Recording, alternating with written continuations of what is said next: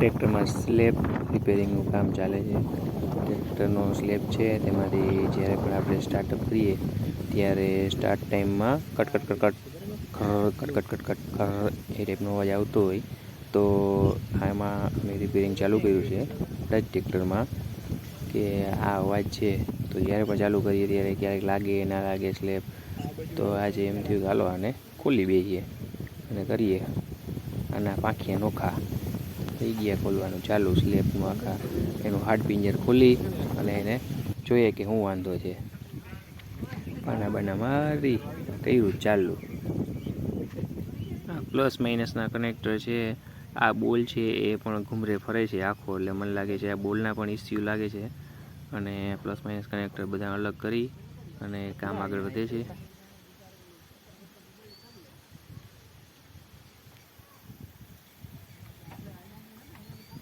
આ બધા છેડા કનેક્શન નોખા થાય છે.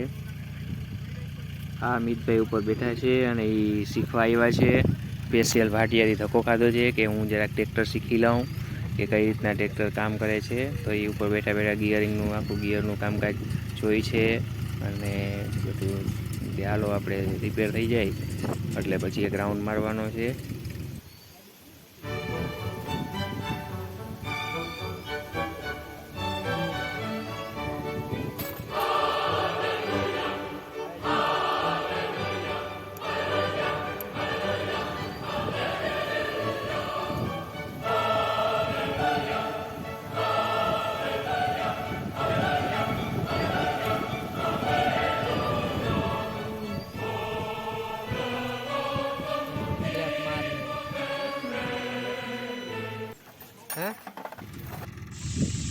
આ રીતે સ્લેબ ખુલી ગયો છે તો હવે સ્લેબની અંદરથી બધું ક્લિનિંગ હાલે છે, કેમ કે આ બહુ વર્ષોથી આ ક્યારે પણ આ સ્લેબ ખોલ્યો નહીં એવું લાગે છે કે અંદરથી બધો કાર્બન છે એ ઘણો બધો ખરેલ પડ્યો હતો અને બધું ઓલું નાખીએ જામ થઈ ગયેલ પડ્યું એ ઘણા ટાઈપનું એ ટાઈપનું જામ થઈ ગયેલ છે.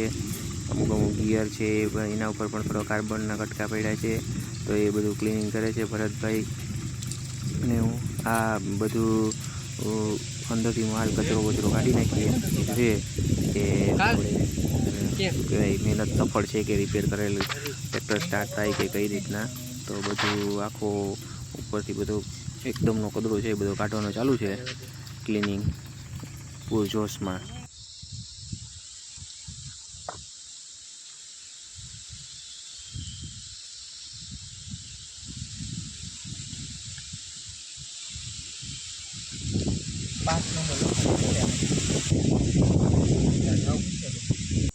नंबर